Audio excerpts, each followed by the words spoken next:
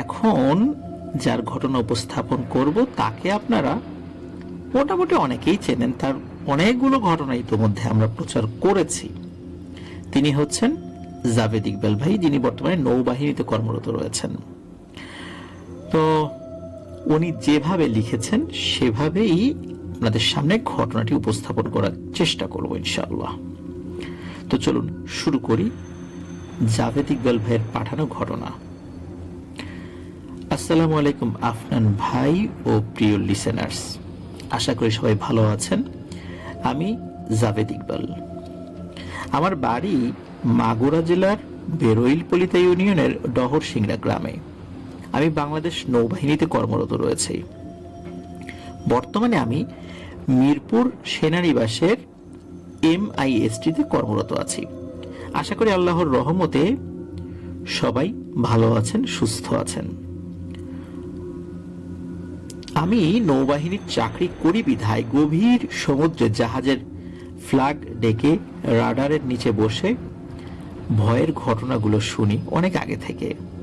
তখন থেকেই আপনার গল্পের প্রতি মুগ্ধ হয়ে গল্প লেখা। যাই হোক, ঘটনায় আসি। আজ যে ঘটনা বলবো সেই ঘটনাটি একটি পুকুরকে কেন্দ্র করে। এই ঘটনাটি আমার স্ত্রীর কাছ থেকে শোনা। ঘটনাটি আমার বলা নিষেধ ছিল, তারপরও আমার স্ত্রীকে অনুরোধ করেছিলাম এবং সে আমাকে বলতে বলেছে।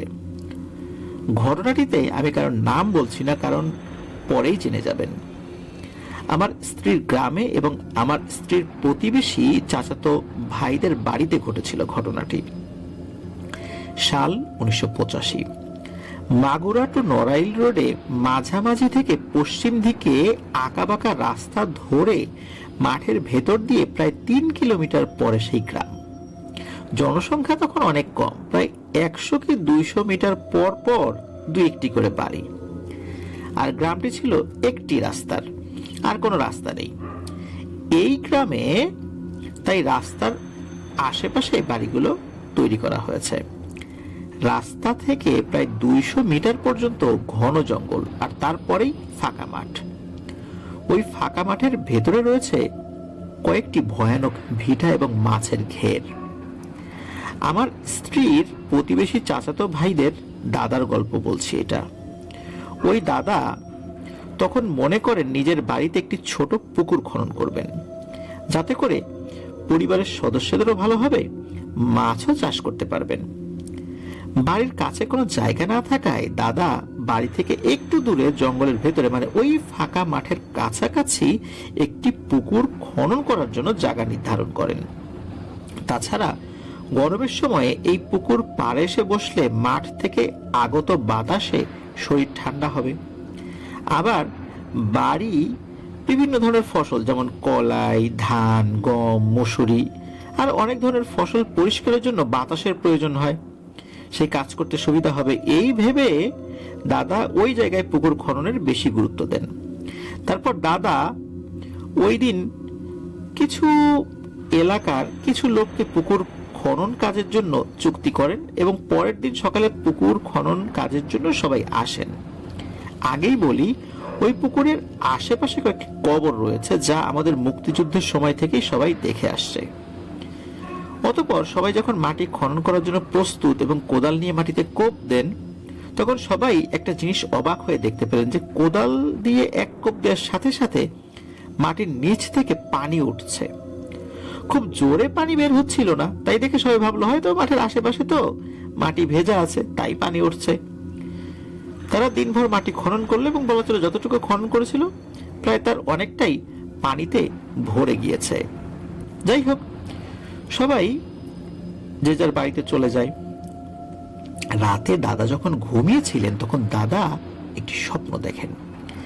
একটি বিরাট দানবের মতো অবয়ব তাকে বলছে, ওই জায়গায় পুকুর খনন করিস না, যদি পুকুর খনন করিস তাহলে তোর বংশ নির্বংশ করে দিব। দাদা পরের দিন সকালে উঠে বাড়ির সবাইকে স্বপ্নের কথা বলেন, কিন্তু এখানে পুকুর খনন করা ছাড়া আর কোনো উপায় ওনারা পান না। দাদা বাড়ির সকলের পরামর্শে তখন 2 গ্রাম পরে একটি হুজুরের কাছে যান এবং সবকিছু খুলে বলেন। হুজুর কয়েকটি তাবিজ ওই পুকুরের চারপাশে মাটির নিচে পুঁতে রাখতে বলেন এবং পুকুর খনন করতে বলেন। দাদা তখন পুকুর খননের কাজ শুরু করেন এবং কোনো সমস্যা ছাড়াই পুকুর খনন হয়ে যায়। পুকুর খননের কয়েক মাস পরে ঘটতে থাকে বিভিন্ন ধরনের ভয়ানক ঘটনা। একদিন ওই দাদার মেয়ে মাঠে যান ছাগল আনার জন্য। তখন সন্ধ্যা লেগে গিয়েছে, মানে প্রায় অন্ধকার হয়ে গিয়েছিল। দাদার মেয়ে মানে আমার ফুপির বাড়িতে অনেক কাজ থাকায় ছাগলের কথা ভুলে গিয়েছিল, তাই ছাগল আনতে দেরি হয়ে গিয়েছিল। অন্ধকারে শুধু ঝিঝি পোকার ডাক আর ছাগলের করুণ ডাকের শব্দ শোনা যাচ্ছিল। ছাগলগুলোকে নিতে দেরি হওয়ায় ছাগলগুলো ভয়ে ডাকছে, ফুপি সেটা বুঝে গিয়েছিলেন।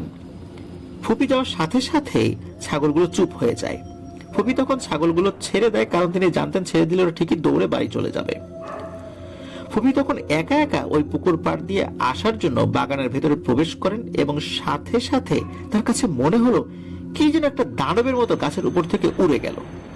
এমনিতেই অন্ধকার, তারপরও ফুপি বুঝতে পারলেন ওই জায়গায় আরো কালো অন্ধকার হয়ে গেল। ফুপি এবার ভয়ে ভয়ে একটু জোরে দৌড় দিলেন এবং পুকুর পাড়ে যখন পৌঁছলেন তখন হঠাৎ তার চোখ যায় ওই পুকুরের ভেতর। তিনি এবার যা দেখতে পেলেন তা দেখে তিনি থমকে গেলেন। তিনি দেখলেন বিরাট এক দানব পুকুরের ভেতরে দাঁড়িয়ে তার দিকে রক্ত চোখ দিয়ে তাকিয়ে আছে এবং মনে হচ্ছে এ এখনই ফুপিকে নিয়ে চলে যাবে পানির ভেতর। এবং ঠিক তখনই কে যেন ফুপিকে পুকুরের পানিতে ধাক্কা দেয়। ফুপি তখন আবার পুকুর থেকে উঠে পেছনের দিকে না তাকিয়ে এক দৌড়ে বাড়ি চলে যান। বাড়ি যাওয়ার পর সকলকে এই কথা উনি বলেন। দাদা তখন বুঝতে পারেন ওই সেই স্বপ্নে দেখা দানবটি আবার ফেরত এসেছে। ওই রাতে ফুপির অনেক পেটে ব্যথা হয় এবং কষ্ট নিয়ে বলতে হচ্ছে কিছুদিন পর পেটে ব্যথা নিয়েই ফুপি দুনিয়া থেকে বিদায় নেন। এবার আসি আমার ওই দাদার স্ত্রী মানে আমার দাদির ঘটনায়। আমার ওই ফুপির মৃত্যুর কয়েক মাসের মধ্যে আমার এই দাদি একদিন দুপুরে যান ওই পুকুরে গোসল করতে। দাদি ওই পুকুরে গিয়েছেন আর ফিরে না আসায় দাদা পুকুরে যান, গিয়ে দেখেন পুকুরে কেউ নেই। তিনি ভাবেন অন্য কোথাও গিয়েছেন, এইভাবে বাড়িতে চলে আসেন। কিন্তু দুপুর গড়িয়ে বিকাল গড়িয়ে সন্ধ্যা পর্যন্ত দাদি না আসায় সবাই আশেপাশে জঙ্গলের ভেতরে মাঠে ও পুকুর পাড়ে সব জায়গায় খোঁজ নেন, কোথাও দাদির দেখা মেলে না। হঠাৎ রাত আনুমানিক 9টার সময় সবাইকে হতবাক করে দিয়ে দাদি ফেরত আসেন বাড়িতে। বাড়ি এসে দাদাকে তিনি সব ঘটনা খুলে বলেন, তার সাথে যা যা ঘটেছিল দুপুর থেকে রাত পর্যন্ত। তিনি বলেন, আমি দুপুরে গোসলের জন্য ঘাটে যাই। হালকা বৃষ্টি হচ্ছিল তখন। আমি একটু পুকুরের আশেপাশে ঘুরে ওই মাঠের পাশে যাই, কারণ দেখি বৃষ্টির পানি কতটুকু হয়েছে। মাঠে তখন ধানের চারা লাগানো ছিল বিধায় টাকি মাছ, কই মাছ, বাইম মাছ ইত্যাদি ধানের চারার ভেতরে আসে। তো দাদি ভেবেছিলেন পানি বেশি হলে দাদাকে বলবেন মাছ ধরার জাল পাতার জন্য। তিনি গিয়ে দেখেন মোটামুটি ভালোই পানি হয়েছে। তিনি যখন ফিরে পুকুর পাড়ে আসছিলেন, বাগানের ভেতর দিয়ে তিনি দেখেন হঠাৎ প্রচুর পরিমাণে ঝড় উঠেছে। ঝড়ে বাগানের বড় বড় সব মেহগনি গাছগুলো যেন ভেঙে যাবে, আর গাছগুলো পুকুরের চারপাশ থেকে হেলে মনে হচ্ছিল পুকুরকে ঘিরে রেখেছে। কিন্তু দাদির চোখ যখন পুকুরের ভেতরে যায়, তিনি দেখেন পুকুরের পানি ঠিকই আছে। হালকা বৃষ্টি হলে পানি যেমন স্থির থাকে ঠিক তেমনই আছে। ঝড় হলে তো পানিতে ঢেউ হওয়ার কথা। কিন্তু এইবার এই দেখে ভয়ে দৌড় দেন পুকুরের পাড় দিয়ে বাড়ির দিকে এবং দৌড়াতে দৌড়াতে তিনি পা পিছলে পুকুরের ভেতরে পড়ে যান এবং তিনি বুঝতে পেরেছেন কে যেন তার পা ধরে টানতে টানতে পুকুরের মধ্যেখানে নিয়ে যাচ্ছে এবং পুকুরের মধ্যে নিয়ে সাথে সাথেই পানির নিচে নিয়ে যায়। পানির নিচে যাওয়ার পর দাদি দেখেন ওইখানে একটা বিরাট মাঠ। মাঠের আশেপাশে অনেকেই কাজ করছে, আর যারা কাজ করছে তাদের তুলনায় দাদি একটা ছোট বাচ্চা মাত্র, কারণ সবাই ছিল দানব আকৃতির। দাদি এই দেখে ভয়ে চিৎকার চেঁচামেচি শুরু করেছে। কিছু লোক দূরে দূরে দেখা যাচ্ছে এক জায়গায় জড়ো হয়ে কি যেন করছে। দাদিকে কয়েকজন মিলে একটি খুঁটিতে বেঁধে রেখেছে। কেউ দাদির সাথে কথা বলছে না। দাদি কারোর সাথে কথা বলার চেষ্টা করেও পারছেন না। অনেক সময় ধরে দাদি কান্নাকাটি করে কোনো লাভ হবে না ভেবে চুপ হয়ে যান।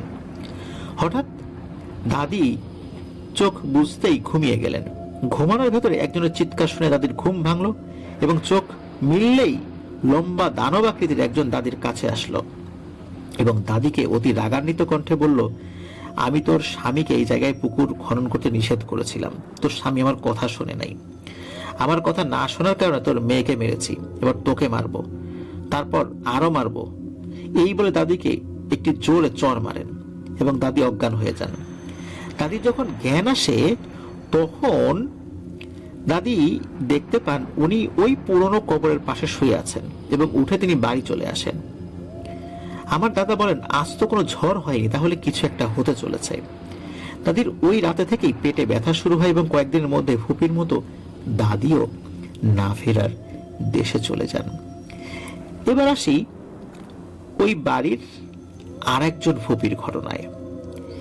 এই ফুপি হলো আমার ওই দাদার ভাইয়ের মেয়ে। সে এক সন্ধ্যায় তার হাঁসগুলো গণনা করে হাঁস রাখা যে ঘর আছে বা খোপ আছে সেখানে উঠাচ্ছিল। সে সবগুলো গণনা করে দেখলো দুটি হাঁস এখনো বাড়ি আসে নাই। যাই হোক, ফুপি তখন তাড়াতাড়ি করে পুকুর পাড় দিয়ে মাঠের ভেতরে খুঁজতে গিয়েছিলেন যে হাঁস আছে কিনা। মাঠের ভেতরে হালকা পানি ছিল এবং ছোট ছোট শামুকগুলো হাঁস খুব মজা করে খায়। ফুপি ভেবেছিলেন হয়তো এদের এখনো পেট ভরে নাই, সেজন্য বাড়িতে যায়নি। ফুপি মাঠের কয়েকটি জায়গায় হাঁসগুলো খুঁজে যখন পেলেন না, তখন তিনি ভাবলেন পুকুরের কাছে গিয়ে দেখি হাঁস আছে কিনা। ফুপি জানতেন পুকুরটিতে অনেক সমস্যা রয়েছে, তাই পুকুর থেকে একটু দূরে গিয়ে হাঁসগুলোকে ডাকতে থাকেন। হাঁসগুলোকে ডাকার একটা নির্দিষ্ট পদ্ধতি রয়েছে, আয় আয় বলে ডাকতে থাকেন। তো তার ডাক শুনে পুকুর থেকে হাঁসের ডাকের শব্দ ভেসে আসে। তিনি ভাবেন এখনো অন্ধকারে বেশি একটা হয়নি, হাঁসগুলোকে দেখা যাবে এবং তাড়িয়ে পুকুর পাড়ে উনি উঠাবেন। তিনি যখন ওই পুকুরের পাড়ে যান, হাঁসগুলোকে ডাক দেন, তখন হাঁস ঠিকই সাড়া দিচ্ছে, কিন্তু ফুপি খুঁজে পাচ্ছিলেন না যে হাঁস কোন পাশ থেকে শব্দ করছে। ফুপি যখন পুকুরের চারপাশ খুঁজতে থাকেন, পুকুরের এক পাশে এক জায়গায় কয়েকটি গাছ একসাথে থাকায় একটু জঙ্গলের মতো ছিল। ফুপি ভাবেন ওইখানে হাঁসগুলো থাকতে পারে। ফুপি যখন লতা পাতা সরিয়ে যেই না পানির দিকে তাকাতে যাবেন, তিনি দেখেন একটা কুৎসিত আকারের ছোট দানব তার মুখ হা হা করে দাঁত বের করে ফুপির দিকে তাকিয়ে হাসছে।